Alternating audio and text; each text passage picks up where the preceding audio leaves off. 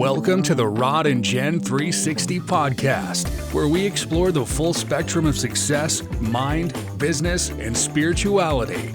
We're experienced entrepreneurs passionate about turning visions into thriving ventures and dedicated to coaching to unlock your mental and spiritual potential. We bring you inspiring stories, practical strategies, and insights from experts to help you succeed in all areas of life. Join us as we journey through the interconnected paths of mental clarity, business acumen, and spiritual growth. This is the Rod and Jen 360 podcast, where success comes full circle.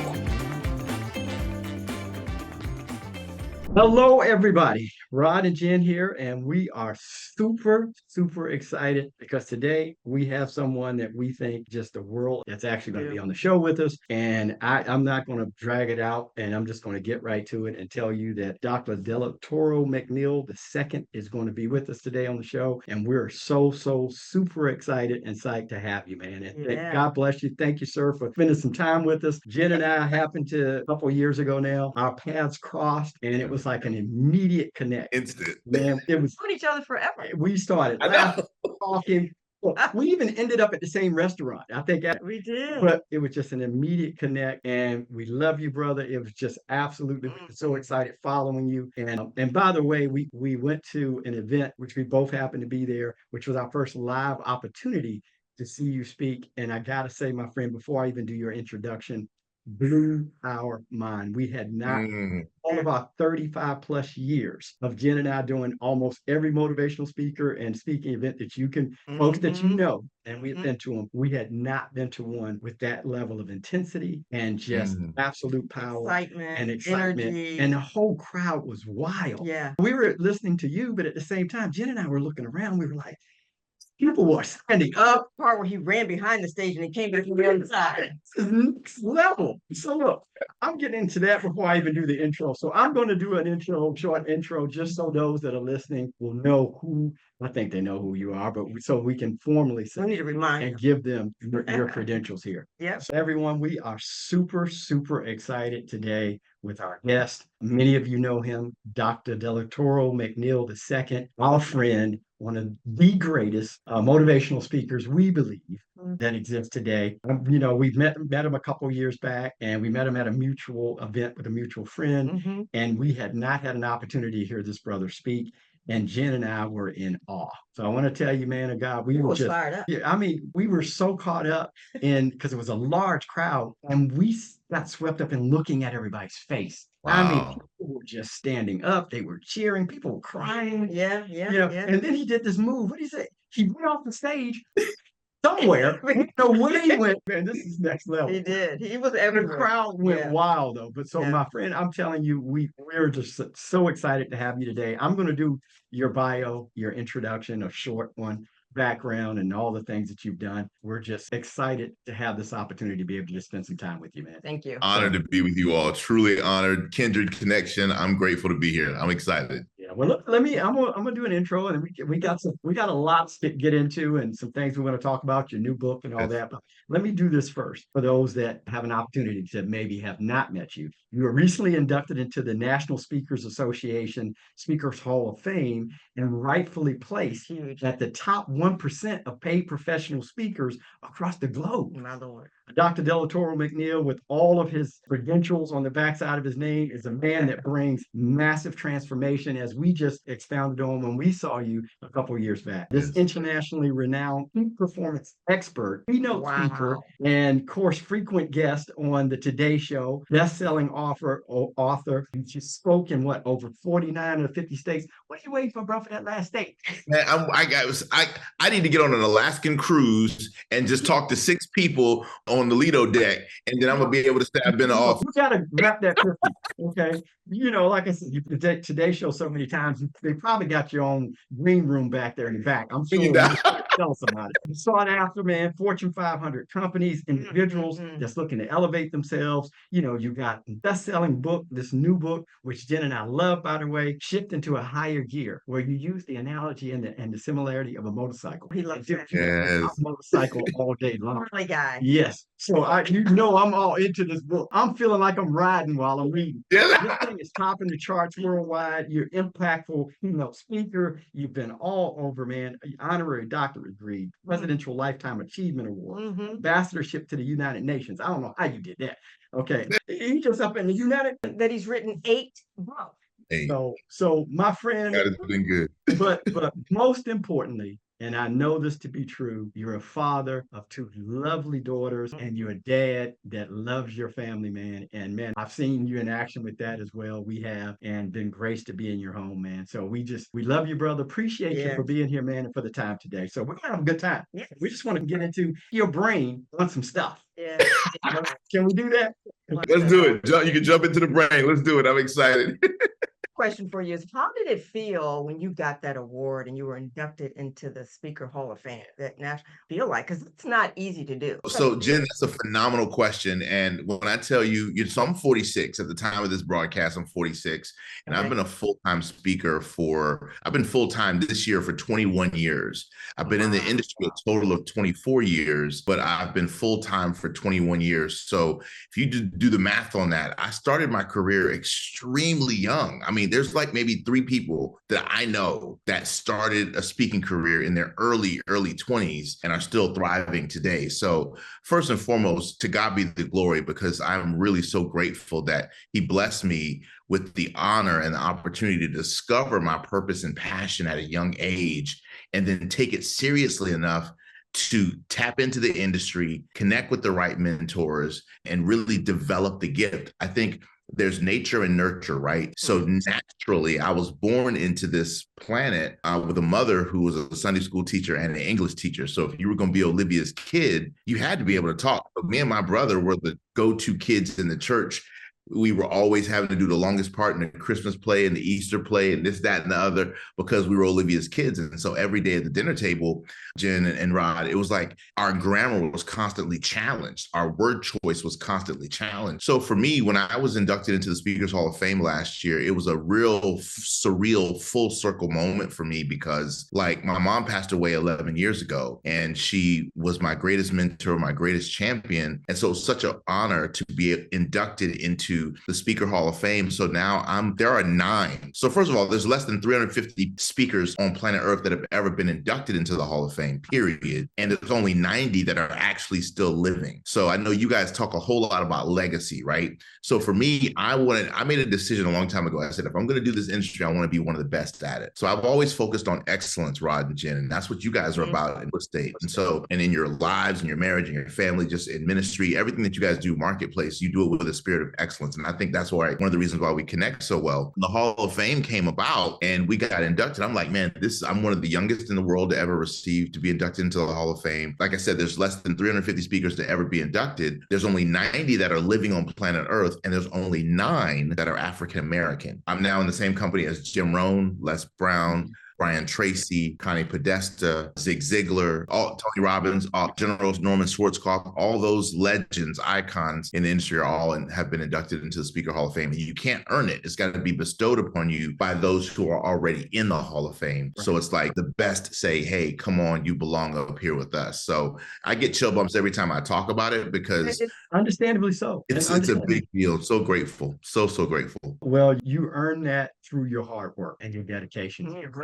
And like I said, we saw that immediately right out the gate. And you are big on, family, legacy, generational wealth. These are all things we do, even with what we teach and people that we mentor and the stuff that we do. But we're big on, you have to know that God's placed a call on every last one of us. There's a gift. There's something he's given us, something that thing that drives you from the inside. We knew that when her and I met, we literally spent talking about the similarities of how we thought. And I had not met a lot of women like Jen up until the point I'd been married for, obviously dated a young guy that's, done what most young guys do. You don't know, so you just date whoever. Okay. Yeah. And had not really met someone like her. We started eating lunch. And I got to tell you this backstory. So we go out and we get lunch. So we go to actually a steak and cheese restaurant. Now, most women that look like Jen don't, they want to give me some nice, and I want to go to the fine day. Steak and cheese. And Doc, she rolled up her sleeves, stuck the steak and cheese, and threw Come down. on. And I was like, I'm in love. It's like and she got like steak and cheese juice running down her mouth. I was like, she's smart. Like she's got, So anyway, I had to tell that backstory, but right then I was like, okay, this is my woman. Wow, that's so beautiful. That's so beautiful, man. But I share that and I say that because one of the things that we talked about, and Jen is so big on this, is about exercising that gift that God's given. Yes. So I'll let you could share, you got to expound on just. I want to go back a bit. You mentioned something in a sort of light way, that your mom was so impactful that she allowed you guys to speak, or encouraged you, right, to speak up, to hear your own voice. And we had this conversation with our daughters just a couple of weeks ago. Our youngest daughter is 25. We were just having a chat about future and careers and life and all this, right? And I said, if I can give you any advice, speak up, learn to hear your voice, be comfortable hearing your own voice in the room, in a crowd. It's going to seem very uncomfortable at first. And I feel like your mom did that with you guys at a very young age, right? And so I don't know if you understand the impact that makes on a child's life moving forward, because from the third trimester up until the age of 7, you're like an empty slate. And so whatever you hear, whatever you're taught, you absorb that. It becomes your programming. So I feel like she's so instrumental in you being the man that you are today, and being able to speak the way you speak, and how your voice has made such an impact on other people's lives. And I just want to acknowledge that, kudos to your mom. Thank you so much, Jen. You're exactly right. And I think, so when we talk about generational wealth, right, I think it's so important that we have this legacy conversation around passing on a good name, assets, right? So what are assets? Assets, right, are not only real estate, buildings, property, land, right, trusts, et cetera, cash, things of that nature, but it's also a good name. Scripture said that he'll make our name great. Right. So, and a good name is to be treasured, right? So one of the things I've always taught my daughters, I said, listen, I've worked hard to travel around the world so that the McNeal name means something. And so when you go somewhere and you say, I am a McNeal, doors automatically open for you. I have children. For example, so my oldest daughter, Miracle, she just graduated, and she's heading to Atlanta. She's going to be going to Clark. Man, my bench of connections in Atlanta for my daughter is like ridiculous. It's crazy.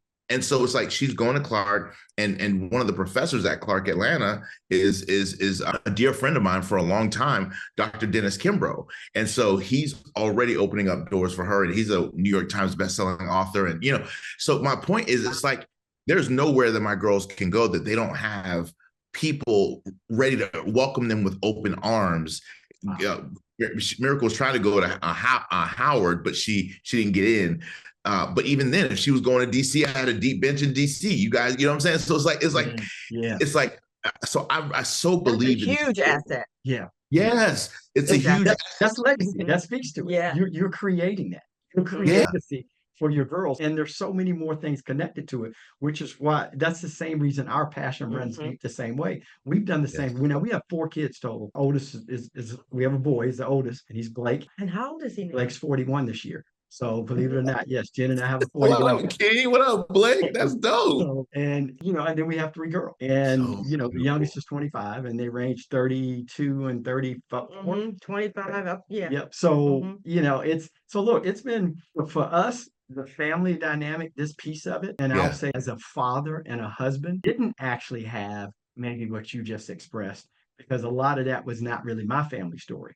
But the beauty thing is the restoration and the redemption that you get through having this relationship with the Lord, and then having an understanding that you can be a great father, be a great husband, be a great mate. And, these are things that you can actually learn how to do and be. And one of the things I wanted to do was I wanted to be a great dad. I wanted to be a great dad because I didn't really necessarily have that example. So I worked really hard to do things, to be able to do that. And so to sit now and listen to our kids, I'm like you, it gives me goosebumps at Mother's Day, listening to them talking about the stuff we did, family night, going on trips to New York, like on a weekend, renting an RV and taking them to Disney World. Just did stuff. Talk about it as adults. And children up there when they were 3, 4, 6, 8 years old. And so that was the goal. That's the mark. That's the legacy piece. Exactly. And you know what? And that's one of the things that I've adored about getting to know you all over the last couple of years. It's like You all move as a unit. You move and you function as a team. And it's so beautiful to see in person. It's so beautiful to see you guys learn and grow together. Because, you know, so many times, like, right, you see couples that are, and you guys are truly like the mark of a power couple, because you'll see, but like a lot of times you'll see like the wife goes to a conference, but then the husband's not there, or the husband goes and the wife's not there, whatever. But I love the fact that you all move as a unit. I don't care if we've been on yacht masterminds together or at conferences together, or no matter where I've seen you guys, you know, private homes, whatever, it's always been this unit, this team element. And I think that's so vitally important if we're going to achieve our goals in any area, real estate, right? Wealth building, legacy leaving. It's a team sport. You know, none of us are doing this by ourselves. I've heard the expression, I've never seen a self-made millionaire. All millionaires are team made. So I think the more we can learn to build our family is our first team. So the more we can learn to build the family and invest in our families and invest in the people close to us, our staff, our team, right? The more we can invest in the people closest to us, that's what Jesus did, right? He invested in the disciples and they all went out, right? So the more we can like make that local impact, then we can have that global, we can mentor locally and then transform globally when we touch those that are closest to us and transfer that DNA, right? Transfer that strength, transfer that. People ask me all the time, they say, do your daughters want to be speakers? I say, no. And I said, I never pressured them or pushed them into be public speakers. I said, I don't want you to model my career. I want you to model my integrity, my excellence, my work ethic.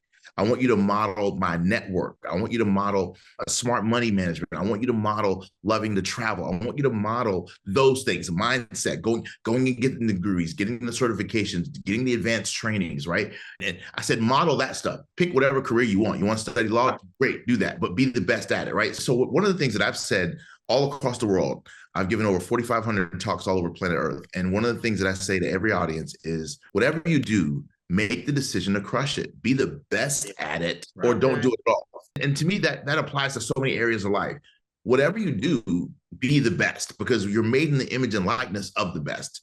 You know, God didn't make no junk. So he made us, we're made in his image and his likeness, which means that we are more than enough children. And if we can ever learn to embrace the fact that he already put in us everything that we need to be successful, as scripture would say, everything according to life and godliness. As soon as we understand that he put in us, God put the seed of everything within itself. So he put in us everything that we need to become amazing. All we have to do is surround ourselves with people who are also amazing and seek out the books and the knowledge and the learning and the resources and the coaching necessary to learn and grow, and then apply those things, and we can get the outcomes. And I'm living proof that it can happen for you against the odds. You know, Rod, you were talking about we're not always given every advantage, right? And you all are witnesses to that. We're not always given every advantage, but it's how do you use what cards you were dealt in life? All of us were dealt something different. Every one of us was dealt something different, but it's how do you use the cards that you were dealt to maximize the impact and leave this planet better than the way you found it. Wow, that was so powerful. I mean, there's so many nuggets in that. So many nuggets, right? I mean, even you saying that you gave your children, or give your children, your daughters, the room to be who God created them to be, and not to be exactly like you in terms of what God gifted you to do. Because like you said, we all have a different gift that God has given us. You're encouraging them to seek that out, but while doing it, be a person of integrity. Watch how I was a man of integrity and all this. And so you mentioned Rod and I's marriage and stuff. So we're hoping that our children glean from that. Like, how do you have a successful marriage? How do you stay together and work together and be that one that God called you to be? You know what I mean? And they don't have a lot of examples of that in the world, but they have it right here at home. Absolutely. They can say, you know, mom and dad stayed together and they've made it through the rough times, because there have been many rough times, and they've seen us get through them. They watched us work through it.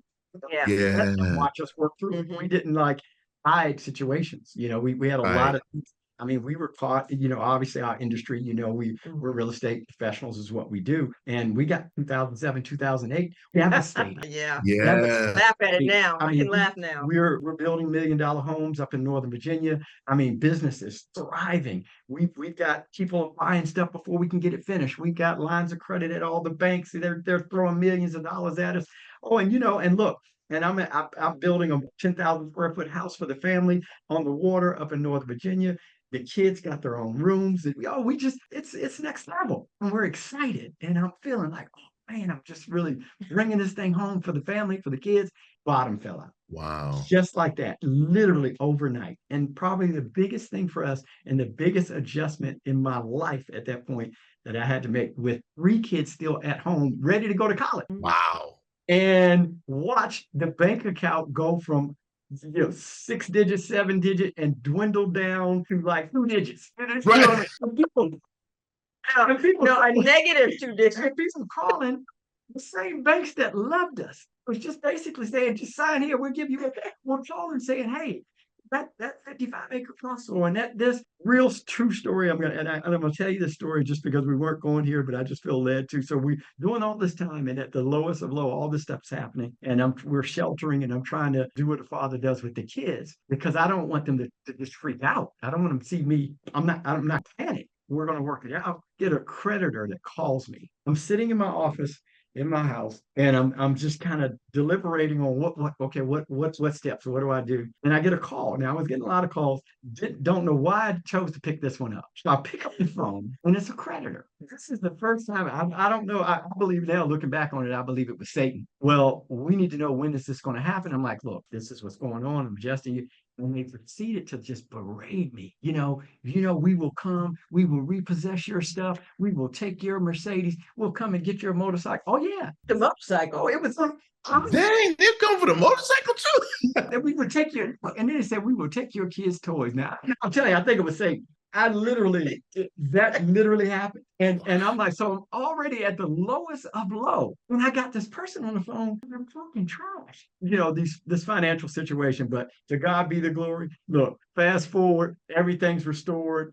Cankerworm can't steal anything we can't get back. But that Come was on. a rough time. We let the kids see through that. We shifted. We told them, it's like this book, man, flipped into a high gear. Look, the worst scenario made us have to shift to another gear. Okay, That's right. that was That's not right. a bad scenario.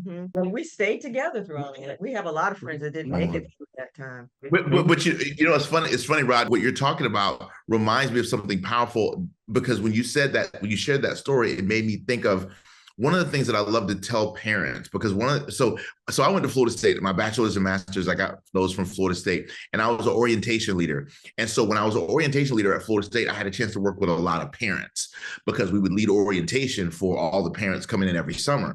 And so I had a chance to speak to tons of parents, et cetera, interview them, et cetera.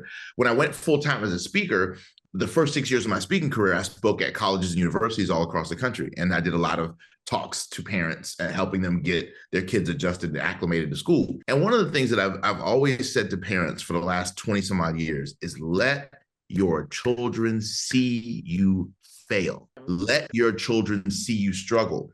Let your children see that things aren't perfect, because there is no school that's going to teach them failure 101. There's no school, there's no class, there's no syllabus that's going to teach them failure 101, the course that they've been learning their whole life that they'll never take in school. So if they don't learn how to rebound from failure, hardship, adversity, challenge, struggle, if they don't learn how to develop those muscles, those internal muscles of fortitude, grit, fight, perseverance, right? If they don't learn stick-to-itiveness, if they don't learn, I've never taken an elective called stick-to-itiveness, determination, fortitude, muscle. I've never, right? Life teaches you that. Yes, but school doesn't, right? So I love to tell parents, if you want to leave a legacy of fortitude in your children, leave grit in your children, leave work ethic, accountability in your children, leave excellence, pride, right? Those things, right? Modeling excellence from other people. You don't have to bite every donut to know that it's sweet. There's 2 ways to get wisdom in life: mistakes or mentors, right? So I believe I've taught my daughters, find who, I want you to have a goal. That's a what. But in addition to your goal, I need you to have a who, which is who needs to know you have this goal, right? Because sometimes who's are more powerful than what's.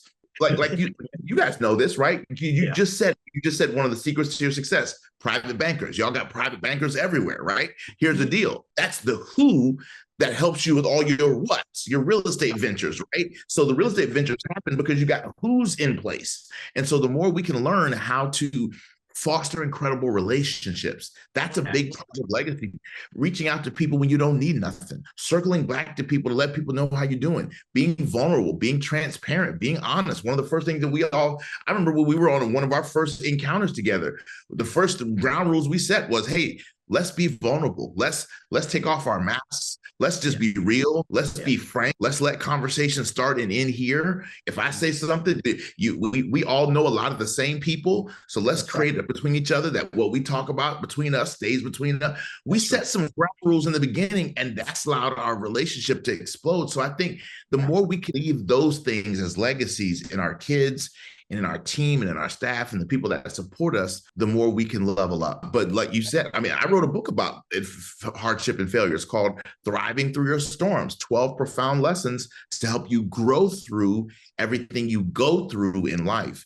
And one of the biggest things that I share in that book, people can get that on Audible or Amazon, but one of the things that I share in that book is that at the end of the day, tough times don't last, but tough people do. When we can learn how to, when we get to the end of life rope, tie a knot at the end of that rope and hold on just a little bit longer, knowing that they that wait on the Lord shall renew their strength, right? If we just hang in there, that's right, and we don't grow weary in well-doing. And when you do get weary, because it's going to happen, lean on. People ask me all the time, they say, man, how have you bounced back from so many things you've dealt with? I have amazing people around me. So when something challenging happens, I reach out to people. I say, I need counsel here. I need wisdom here. I need advice here. I need direction here. I need coaching here. And I have a deep bench of those relationships. And that's what I encourage people to do. Build your boats before you need them, right? It's so important that we set these connections up before we get into a crisis. Most people only reach out to mentors, coaches, or people that have wisdom when they're in crisis. But that kind of doesn't make sense. That's because scripture says, listen,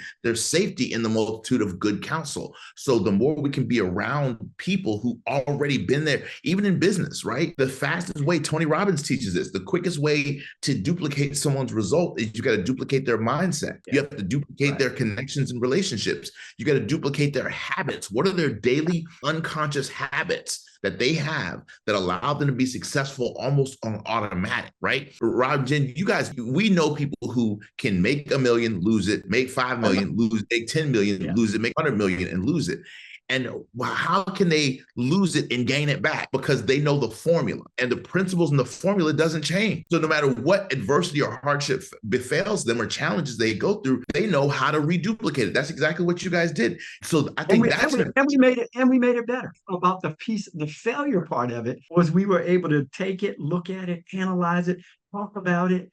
You know, what did we miss? What did we do? We shouldn't have done. And then we tweaked our whole plan that we rebuilt. It's so solid, have 10 collapses, and it will not have an effect that one had, because we've sheltered and put things in place to say that won't happen again. If it had not happened, we would not have had a position the way we do now. We're building generational wealth, and we're creating and breaking a cycle, especially in the African American community. Poverty just continuing from one generation to the next. Statistics on things we won't even get into, but the thing that's so incredible is how we've seen families in the business that we're in, that their grandparents and parents will leave them hundreds of acres and properties and land only for them to turn around immediately and sell it. And they will call us and say, hey, Rod and Jen, will you list this property, or will you do? And we're over at their houses. Don't do this. Don't sell this legacy. We're telling them, now we're going to benefit by it, and we don't want to sell it for you, but we want you to do education. Your mother and grandmother and these people invested, and you know what, back during the era of 50s, 60s, 70s, they worked 3 and 4 jobs to get these houses, you know, to provide a property, some real estate, pass on, and family around like that, and they'll sell it. So that's a passion for us. It hurts. We want to, and we educate in that area. Don't do that. You know, we got to go into so rich and so powerful. Like my brain is like all over the place. We want to try to. That's so good. That's so good. I want to focus on your book a little bit, if that's okay. So you have this amazing book that you have, and you can tell us where everyone can get the book. And you can. I saw it on Amazon, so and that's how we got ours. So we know it's there. We're going to give us a full spiel, which in the book, do. Shift into a Higher Gear. You talk about this, right? You talk about like people want to be successful. You know, there's so many people. But before we say that, I want to talk a little bit about the mindset too, because you talked about the mindset bit. And even you winning this award where you got inducted into the, Speaker Hall of Fame award that you got, you said that you believed you would have that award at some point in your life. Come on. Yes. And when I heard you say that, I said, that is why he ended up getting that award, because he had the mindset for it. In the Bible, it talks about renewing your mind, right? Be ye transformed by the renewing of your mind. So no matter what your circumstances were as a child, what you may or may not have come up against as a child, you still believed forward. Paul said, forgetting those things that are behind and pressing forward for you. Yeah. And so you had the mindset to believe, I am going to get that award.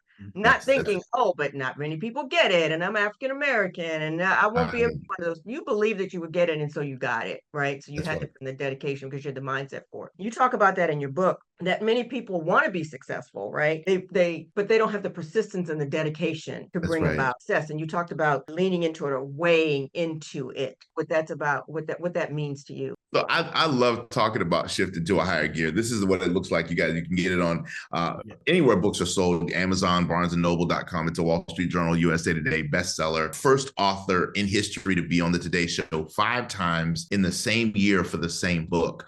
And this book it's been named one of the top 10 best books on living your best life. Wow. And so I'm really, really excited about that. And so the chapter you're talking about specifically, Jen, is one of the chapters that I love to talk about. This whole conversation of what it means to really leaning you. You see, one of the things that I love about motorcycles is so different from automobiles. Automobiles are great, but motorcycles are cool. By the way. Right. I love it. Yeah. I didn't tell you I bought her a motorcycle. Anyway, go ahead. But that's so, I need to see pictures and some photos. You got to text me some photos. And we got to go for a ride when I come up and hang out with y'all. As you all know, as you guys know, motorcycles operate very different from automobiles, right? So one of the things that I talk about is leaning into. What does it mean to lean in? Shift requires change. You got to be willing to lean into it. So in automobiles, when you want to change direction, you got to turn the steering wheel left or right. You don't have to do none of that turning steering wheels left and right on a motorcycle, because a motorcycle is constantly 24/7 sensing one thing. Your motorcycle is constantly sensing your intention. The motorcycle of your life and the motorcycle of your business is taking 100% of its direction from your intention. And a motorcycle knows your intention based upon where you put your weight.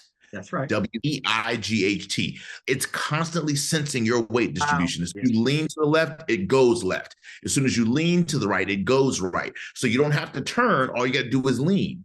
So the question becomes, what are we leaning into? How do we lean into the direction that we want to go? How do you put your weight into it? My mom used to say this all the time after church when one of the deacons would make some good collard greens. She would say, "Child, she put her foot in them collard greens eating." And I'm like, why is that a good thing? Why is that a compliment that she put her foot in these collard greens? She said, "No, baby, it's just a joke. What it means is she put her whole weight into it. She leaned into it. She made that. She killed that dish. She put all her funk and fire in it."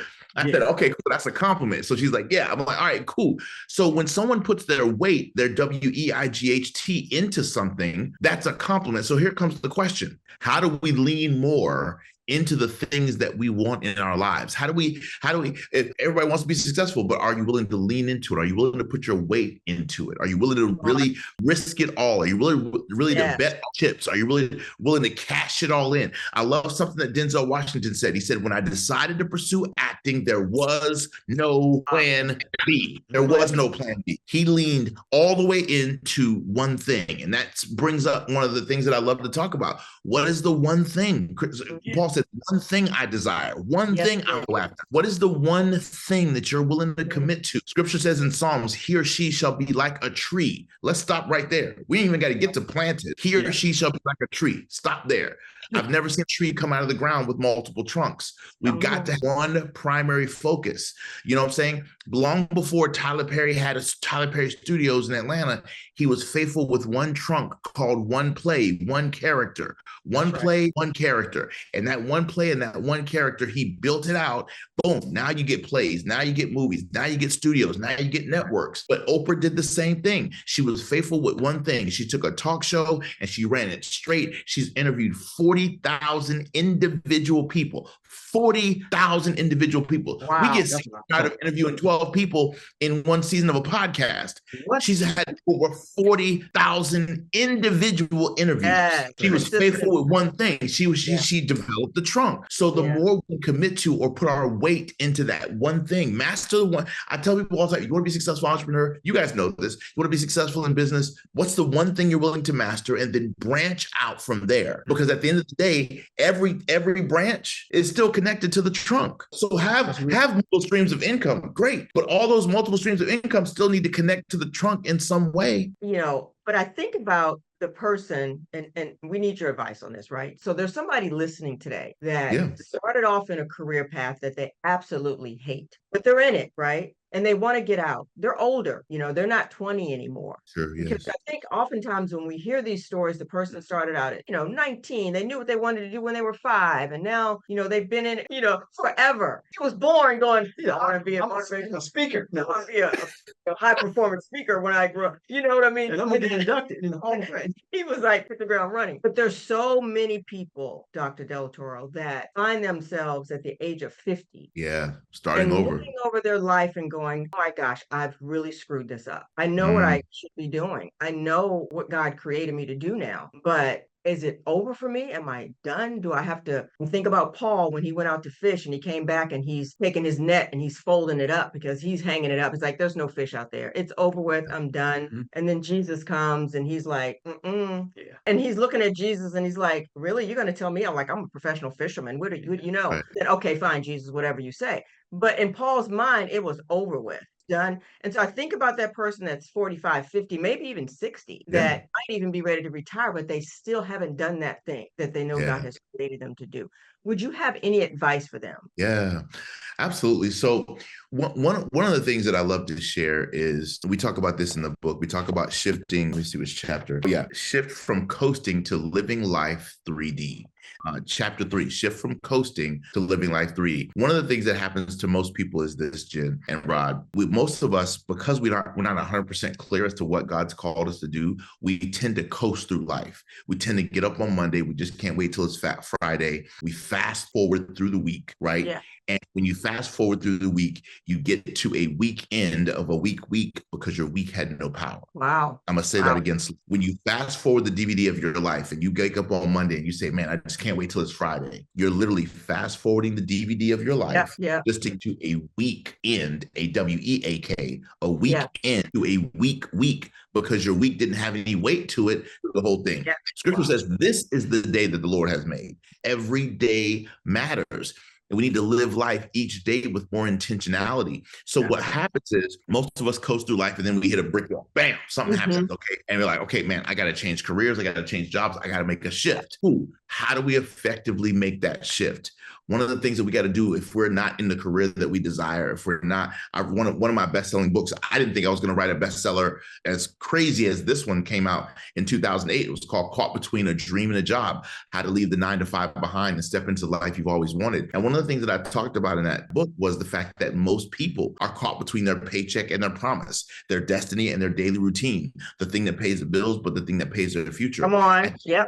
Most of us haven't realized that at the end of the day, God says if you don't work, you don't eat. Not if you don't job, you don't eat. Nobody told you to go out and get a job. What you do for work is something that should be connected to your personal passion and your God-given assignment. Mm-hmm. So if you're watching this, you're listening to this podcast and you're feeling like what I do to generate revenue is not connected to my divine assignment, my purpose, and I don't feel connected to my passion, then then guess what? You're out there coasting. You're not even living under power. So we've got to see, the purpose of a shift is to go between gears. The purpose of a shift is to go further, faster with less effort. The reason why we shift is to go into a higher speed without wearing on the engine as much. That's why we shift to 5th, 6th, 7th gear. We go to those higher gears so we can go to higher speeds. Because here's the thing, Rod and Jen, I learned this a long time ago. Everybody wants what they want, but they want it faster. Polio faster. They want to build their retirement account faster. They want their soulmate faster. They want to be forgiven faster. They want to lose the weight faster. They want to, most of the people want what they want and they want it faster. So if you want to achieve your destiny faster and get in your ideal place, friend, you've got to be willing to make the shift, because the truth is you can make a difference and a dollar at the same time. You don't have to cash in personal fulfillment for professional gain, but you got to live life 3D in order to do that. Well, Dr. Delatorro, what is 3D living? You got to shift from coasting to living life. This is what chapter 3 is about, living life 3D, three-dimensionally. Jen and Rod, I love going to see 3D movies because it allows you to see a movie in different dimensions than just the flat. Love about the 3D is that we've got length of years. See, I love talking about this subject, Rod and Jen, because we were all taught to live life one-dimensionally. We were taught to celebrate life in one dimension. So if someone has lived 80 years, we say they lived a full life, but length only one dimension. So one of the things that I teach in the book is we have to learn how to live life three-dimensionally. I've never been to a restaurant and saw a bunch of people at a restaurant gathered around somebody celebrating a happy width day or a happy depth day. Why is it that we only celebrate length of years and we call them birthdays? But a person can live long but not live wide and not live deep. They get to 60 and say, man, I've spent these 60 years doing something shallow living. No, you see, you've had length down. You got the birthdays down. Great. Congratulations. But it was a shallow 60 because we didn't celebrate width of years and we didn't celebrate depth of years. How is it possible? I got chill bumps. Good God have mercy. That Jesus could live. Jesus was 33 and a half years old. He didn't even make it to 40, but he changed human history because he lived three-dimensionally, wide, long, and deep. You got to deepen your relationships. You got to widen your perspective. You got to deepen your purpose. You got to widen your conversation. You got to deepen your learning, and you have to widen the people that you serve. We have to learn how to get wider and deeper so we can live a fuller life and stop just living length. The Dr. Beckwith taught me something a long time ago. He said, you can live 100 years or you could live 1 year 100 times. And most people, they're caught in that same circle of doing the same thing over and over. So you lived 80 years, but they were the same year 80 times. 80 times, You didn't grow, you didn't mature, you didn't develop, you didn't shift, you didn't pivot, right? So this whole book is designed not to teach you how to ride a motorcycle. The book is designed to teach you how to shift from one place to the next. So that way you can tap into what is your purpose. So if you're listening to this, you're watching this, and you're in a job that you don't enjoy, or you're in a job where your expenses have already outgrown the income you make from it. If you're in a situation where you're relying on if-come versus income, if you're in a situation where your dream is bigger than your job, my friend, it's time for you to make a pivot. Let this be the episode. Let this be the time that you say, okay, it's time for me to pursue purpose over a paycheck. My friend, there's so many, you need to ask yourself some of the challenging questions. If every job paid the same money, what would I do with my time? Ask yourself this question. What is the thing that people celebrate the most about me that I don't promote enough? You were a kid. What did you dream of becoming and why? There are two people that I admired when I was a kid. I admired from an entertainment perspective. I admired two people, and you'll see both of these people in my career to this day. Watch this, y'all. You guys are going to be blown away. There are two entertainers that I modeled growing up. Even though I'm not in entertainment, I'm in speaking, but I modeled two entertainers because everybody knows that I personally mentored under Dr. Miles Monroe and Tony Robbins and Zig Ziglar and Les Brown and Dr. Maya Angelou and and Jewel Diamond Taylor. So I personally mentored under amazing Dr. Willie Jolly. I personally mentored under all those people who taught me about speaking and all that stuff. But before I got there, growing up, there were two entertainers that I modeled. I modeled MC Hammer because when MC Hammer was on stage, nobody could touch the level of energy that day. I swear to God, I had the gazelles. I had the whole outfit. When I tell you, I do Hammertown next time we see you could not tell me that I was not one of his background dancers. You couldn't tell me that growing up. Now, so it's amazing. So now to this day, when people see me on stage, they say, "Man, your energy is unmatched," because I modeled MC Hammer as a kid. Wow. The other entertainer that I modeled as a kid was Boyz II Men. Everybody knows that if you want to learn more about Delatorro, understand Boyz II Men. They had full lip. They loved their mama. They loved God. But the biggest thing I loved about Boyz II Men was the fact that no matter when they were interviewed, they were always asked, "Hey, can you sing us to commercial break?" They would always bust out in perfect 4-part harmony. No, nothing. They didn't need nothing but their natural gift. Boyz II Men taught me to stay ready, always have something to share, always have something to present, and do it with excellence. Their 4-part harmony was, I mean, you would stop in your tracks when you heard a Boyz II Men harmony. You could tell it was a Boyz II Men harmony because of how intricate and how complex it was. And they were the biggest in human history. So I model excellence from them. So what I want to say to your listener and to your viewer is, listen, tap into an industry where you can love what you do for a living and master what you do for a living and become so good at what you do that when you're doing it, people can't determine whether you're working hard or you're playing hard, because to you, you're doing both. See, wow. So because Rod and Jen, y'all have gotten so amazing at real estate and wealth building that y'all buy certain properties just for fun. Y'all flip certain stuff just because it's easy. It's like, that was cool. You just up and made a quick, $500,000. That was fun, right? Sometimes some of it is a challenge, but some of it is easy because you've developed a level of mastery that's called unconscious competence. And that's where we want to get to. We want to get to a level of mastery of our gift. Scripture says that study to show thyself approved, right? So the more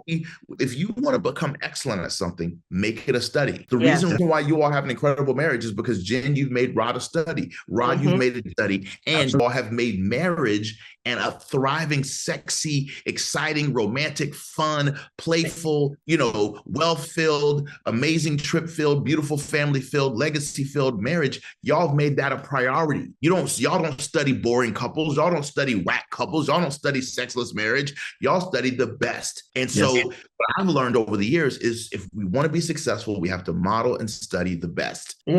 So you want to shift into that next level, shift from coasting, getting up, I'll just take whatever money, I'll just take whatever job, I'll just take whatever position, I'll just take whatever person I date, I'll just take whatever life hands me. No, that's coasting. And let's learn to live life under power, length of years. One scripture to that while he's saying it. When we talked about Jesus, when Paul came back and Jesus said, "No, go out and go deeper." Yeah. When you said that scripture came flooding through my heart. He said, "Go on. You don't have enough depth. There's fish down there. Go deeper." Yeah. And when you talk about that being in your book, that just jumped out at me. That was powerful. Well, look, I don't know where the time blew through, but I know we're at the end of this. I want to give you an opportunity so you can tell the folks how to get your books and all that. And look, and we're enjoying the heck out of this book. Wow. I love it. And then you expounding even on where we're already at, the depth in that, and the thought that you put in it. Absolutely exceptional, my friend. I'm gonna use something from the Bible and say Selah.